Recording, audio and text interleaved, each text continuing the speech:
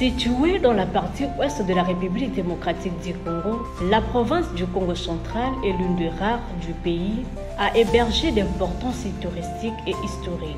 Elle en regorge plus de 170. Ceux-ci sont répartis par entité et catégories.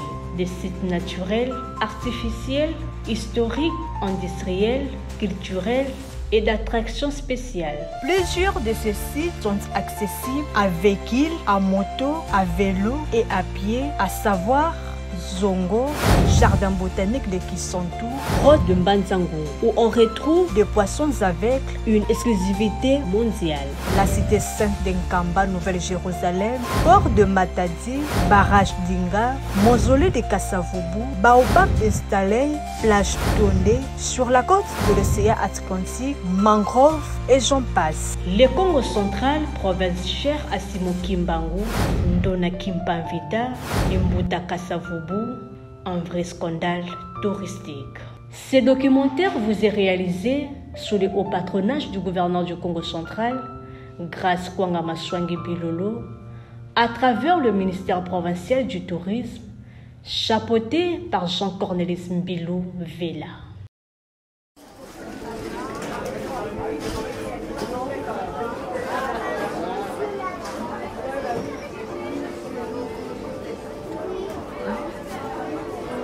Les chutes des Zongo. Situées sur la rivière Inkisi, à 56 km de la cité de Kisontou, ce site touristique de 16 hectares regorge en son sein plusieurs potentiels naturels et artificiels.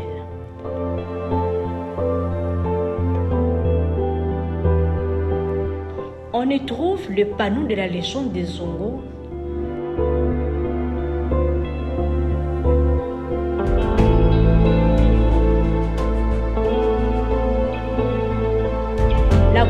où le prophète Simon Kimbangu s'est reposé et faisait ses prières.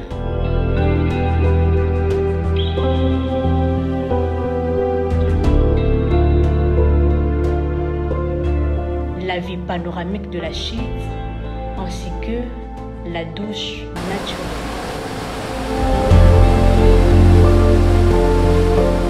La hauteur de cette chute est de 65 mètres.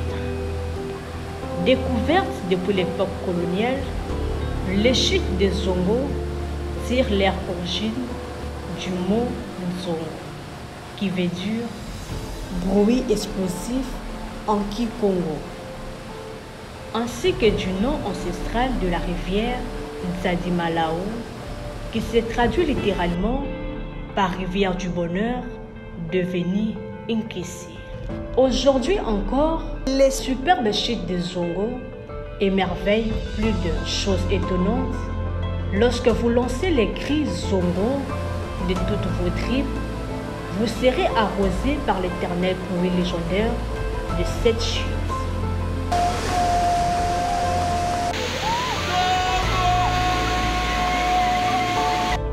Les visiteurs qui y vont ont la possibilité d'y passer autant de jours.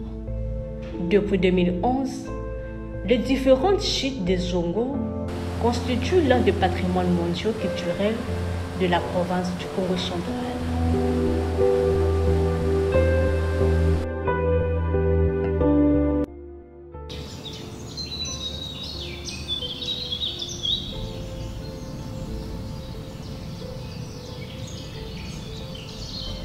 Le jardin botanique de Kisontou est situé à 120 km au sud de la capitale congolaise. Il s'étend sur 225 hectares, dont 80 sont aménagés. Créé en 1900 par le frère jésuite Justin Gillet et réhabilité grâce au concours de l'Union européenne et du Jardin botanique national de la Belgique entre 2004 et 2008. On y trouve plus de 3500 espèces végétales qui sont réparties en collections, notamment la plante dinosaure, l'arbre qui marche, l'arbre de floraison. Les jardins botaniques de Kisontou dispose d'un musée où on retrouve les échantillons animaux et végétaux, à savoir la plus grande graine du monde, les pieds d'éléphant et de pierres archéologiques. On retrouve également des animaux comme les babouins, le chacal,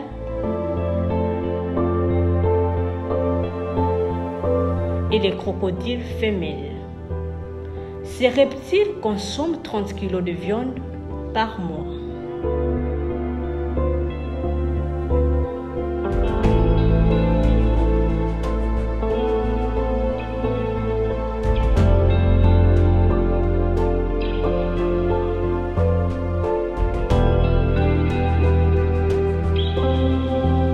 La cathédrale de Kisontou. Elle est la plus grande cathédrale du pays. Notre-Dame de ses douleurs fait partie du diocèse de Kisontou, qui est une circonscription ecclésiastique de l'Église catholique en République démocratique du Congo.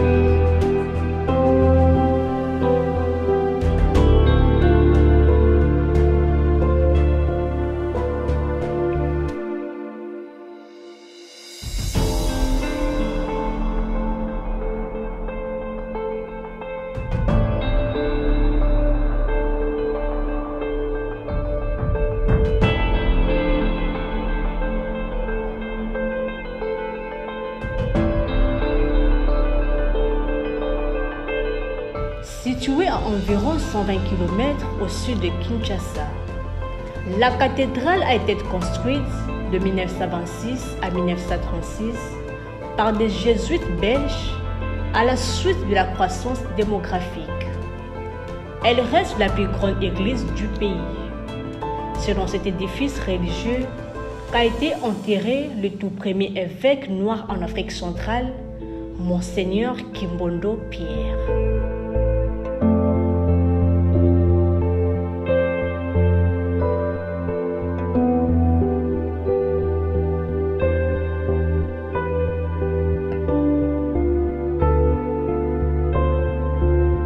Qui sont touristiquement riches, offrent d'autres espaces pittoresques, à l'instar de Mbwela Lodge.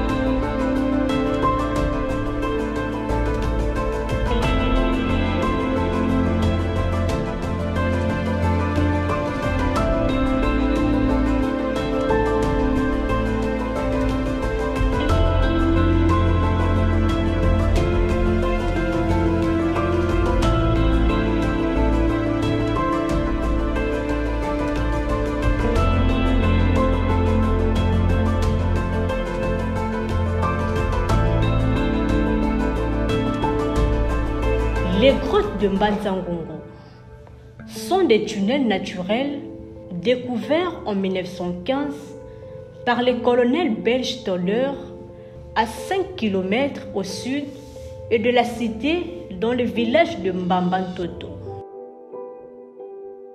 De toutes ces grottes existantes dans cette cité, seules 3 d'entre elles, à savoir la grotte Lukatu, Finzolwa Ndombolozi, Undimba et Ngovo, ont été valorisées pour protéger un spécimen rare et unique au monde, les poissons aveugles.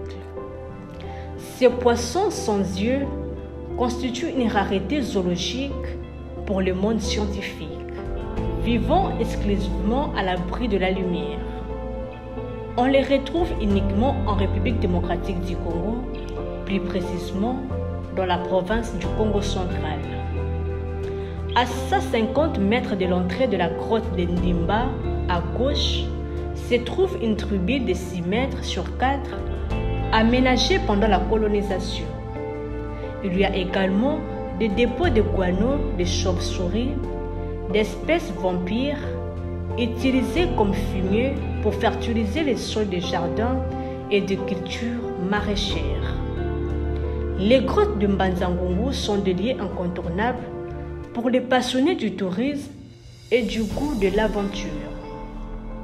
Personne à ce jour connaît le bout du tunnel de la grotte Ndimba, l'une des 3 grottes les plus importantes de Mbanza-Ngungu.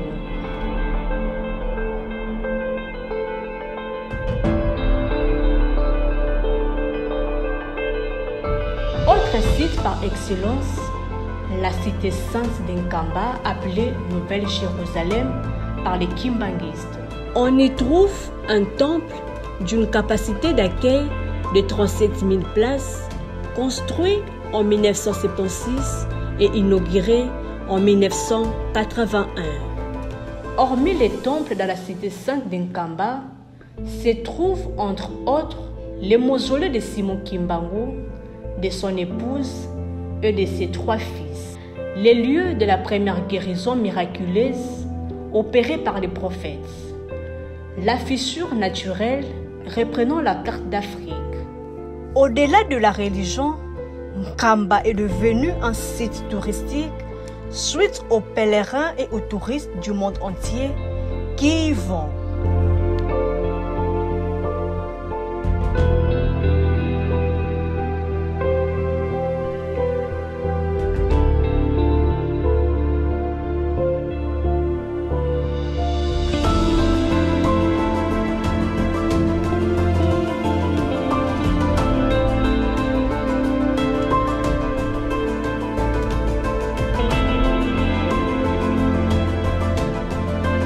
Les chutes de Vampa sont situées à Kimpese. Elles existent depuis l'aube de l'humanité, mais ce n'est qu'en 1908 qu'elles furent valorisées par les missionnaires. Le bassin a une profondeur de 12 mètres. Il faut ramper pour franchir le dernier passage afin de voir la chute de Vampa de près. Vampa est cette rivière qui serpente à travers les monts cristal.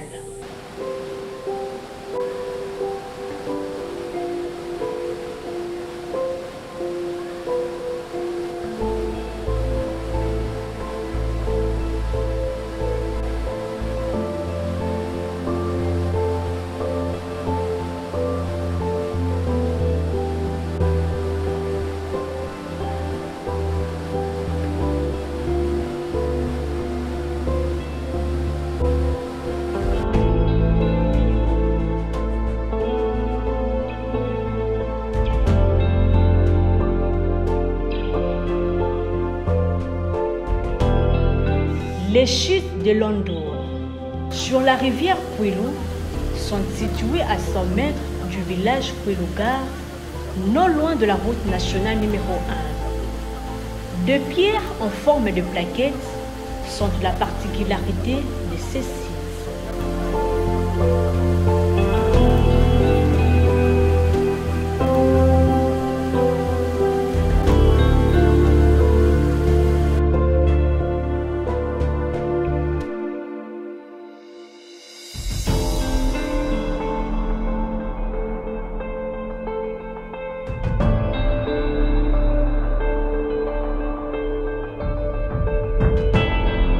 Au site Belvédère, l'on découvre l'histoire de la ville de Matadi.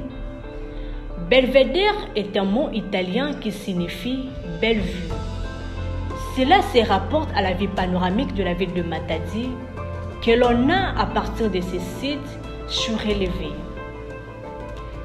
Le lieu qui existe depuis 1948 est visité pour son monument qui a la forme d'une tombe parce qu'il a été érigé à la mémoire de personnes décédées lors de la construction du chemin de fer Matadi-Kinshasa.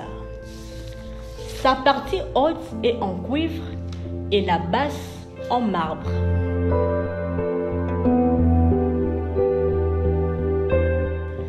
Haut de 800 mètres, le mont Kinsaou, autrefois appelé Pic-Cambier, du nom de l'explorateur Ernest Français Cambier, est situé à l'est de la ville de Matadi. Pic signifie les sommets. Ce lieu donnant une vue panoramique sur la ville de Matadi, draine beaucoup de touristes. Les monuments aux porteurs figurent parmi les sites touristiques de la ville de Matadi, située à l'entrée de la ville. Ce monument est une œuvre d'art datant de l'époque coloniale érigée en poteau. Il rappelle les souffrances endurées par des ouvriers pendant la construction de la voie ferrée reliant le port de Matadi à Kinshasa.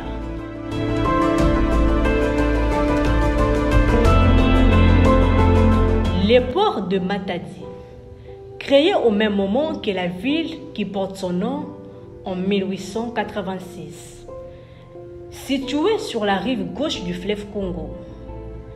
Ce port a du poste de quai d'une capacité de manutention de 2 500 000 tonnes par an et un stockage de 3 500 conteneurs de 20 pieds. À côté du port de Matadi se trouve un autre, Matadi Gateway Terminal, MGT en sigle, avec une capacité de manutention des conteneurs de 175 000 EVP par an. Le pont Maréchal Mobutu sur le fleuve Congo à Matadi. Ce pont relie par la route Matadi et le territoire de Sekebanza. Long de 722 mètres, le pont Maréchal était inauguré en 1983. Situé sur un axe routier stratégique, le pont attire régulièrement des touristes. Les technologies de pointe mises en œuvre lors de sa construction ont fait de cet ouvrage une référence en matière d'infrastructure.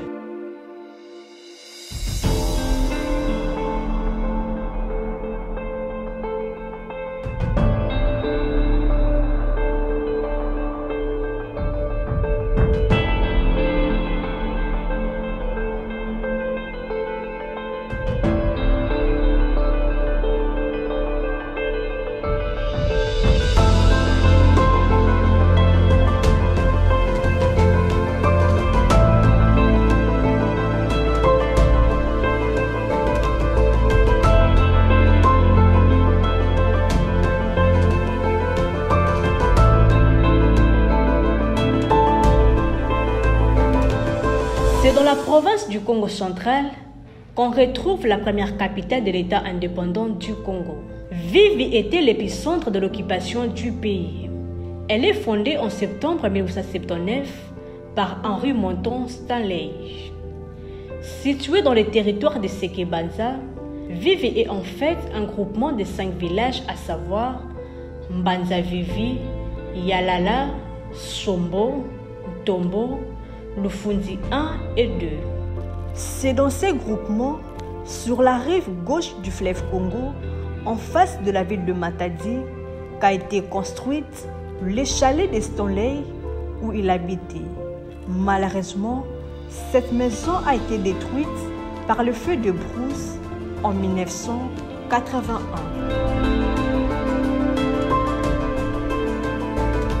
Inga est à 67 km de Matadi via la route nationale numéro 1. La cité d'Inga est dans le territoire de Sekebanza, province du Congo central.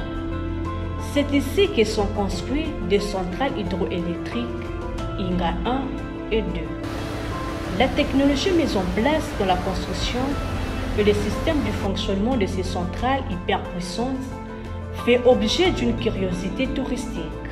Chaque année, de milliers de personnes rêvent visiter Inga pour contempler non seulement la magie de la technologie, mais aussi le paysage de cette cité.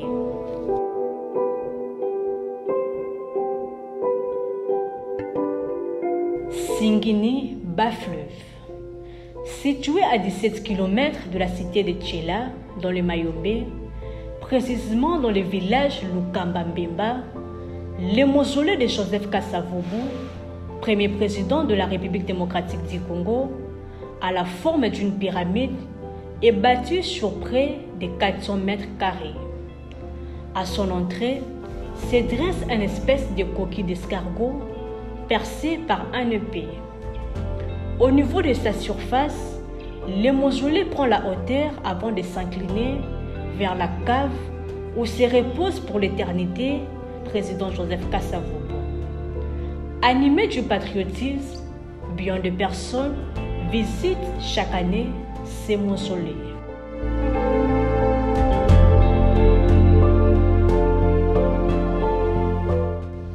Toujours dans les Mayombe se trouve la mission des Kangou à 79 km de Boma avant d'arriver à Tchela, construite par les religieux de la congrégation du Cœur Immaculé de Marie, CICM, communément appelé le Père de Skens. Avec un beau paysage, Kangou est le premier endroit où à l'époque coloniale ces missionnaires catholiques se sont installés en 1899.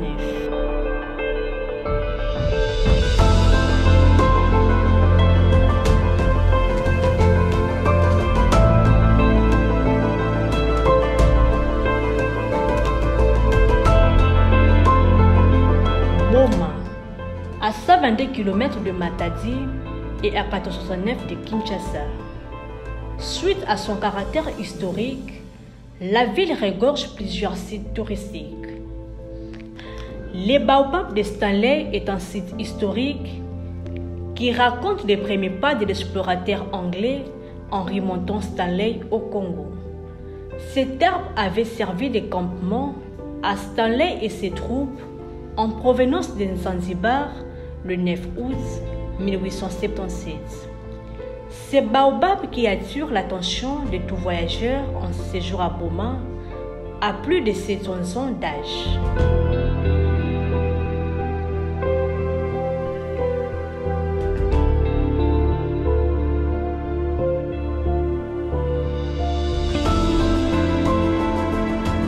En dehors de ces sites, la ville de Boma en a d'autres, notamment les 2 premières voitures arrivée en Afrique centrale.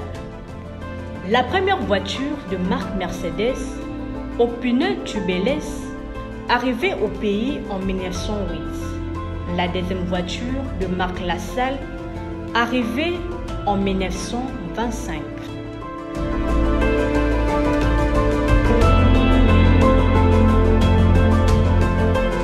Les cimetières de pionniers ont été mis en terre, les cadres administratifs et quelques religieux de l'époque coloniale.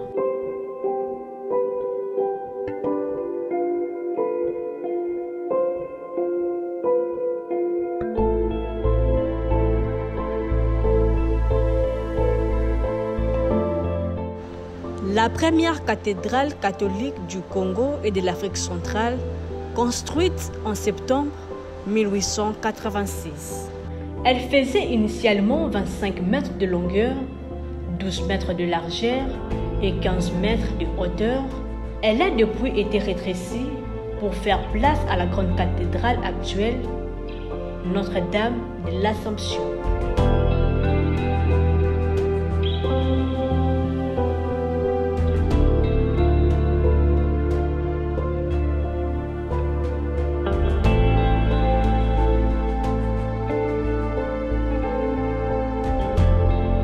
La résidence du premier gouverneur arrivé au Congo a une superficie de 3 hectares.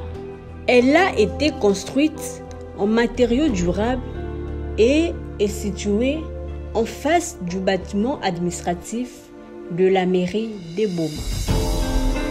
La tombe du premier chef coutumier et premier chef du village Nemboma, non loin du parquet et du tribunal de grande instance de Boma, attire depuis un temps l'attention de plus d'une personne. La clinique Croix-Rouge, qui constitue un patrimoine culturel du pays, lié où est décédé le premier président de la République démocratique du Congo, Joseph Kasavubu, le 24 mars 1969. À côté du grand bâtiment de la clinique se trouve les bâtiments qui servaient de la salle de mort. Et c'est dans cette salle que le corps de Kasavubu fut arrangé avant la mise en bière. Aujourd'hui, la chambre où il est décédé fait l'objet d'attention et de curiosité.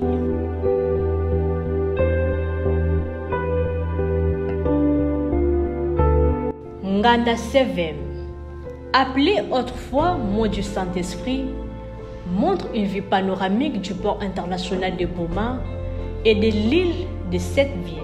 C'est à cet endroit que le premier missionnaire au Congo, les Spiritains, s'installèrent pour la première fois.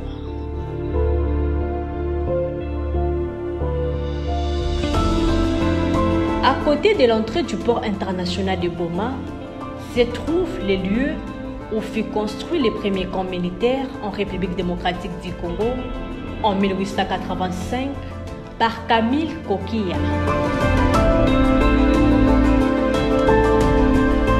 Après Boma, sur la route de Mwanda, se trouvent les grands élevages de Boma. La société se concentre sur la production de la viande et de l'huile de palme.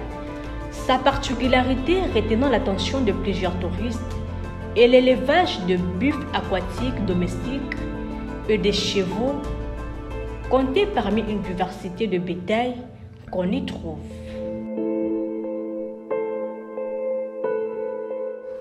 La ville côtière de Mwanda est située à 568 km de la capitale congolaise. Elle est la fenêtre ouverte du pays sur l'océan Atlantique. Avec ses modestes de 38 000 km de côtes, Mwanda est le seul territoire maritime du pays et un petit paradis qui regorge de sites touristiques, à savoir la plage Tondé, non loin de Mangrove, les lieux de détention des esclaves avant leur embarquement vers Sianfumu. Sianfumu signifie terre de roi. Le marché des esclaves à Mwanda Village, l'écloserie des tortues marines dans l'autre rive du fleuve Tondé.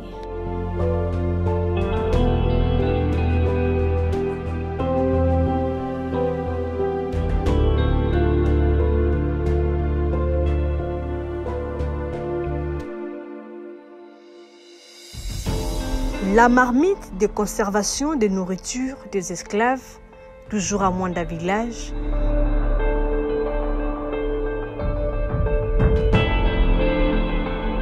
La première école primaire en Afrique centrale, Saint-Louis, construite en 1889 à Mwandaville.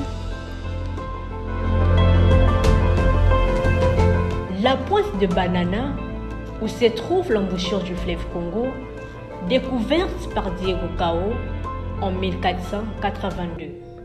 Elle est située à 5 km de Boulambemba vers Soyo. On retrouve sur la rive un pilier de pierre pour marquer la découverte de Diego Cao. Les mangroves. Encore un scandale touristique à Mwanda. Elles font partie de l'écosystème marais maritime. Le mangrove procure de bénéfices aux populations en matière de sécurité alimentaire, de protection des côtes contre l'assaut des vagues et de stockage des carbones. Les mangroves favorisent aussi la reproduction des poissons. La forêt des mangroves de Mwanda, un vrai parc marin. Sa superficie est de 768 km², située à proximité de localité Banana. La Société congolaise des industries de raffinage Socir en cycle, elle est créée en 1963. Elle dispose également d'une capacité de stockage de 160 000 m3 de carburant. Il y a également la Perenco, une autre société pétrolière se trouvant à Mwanda.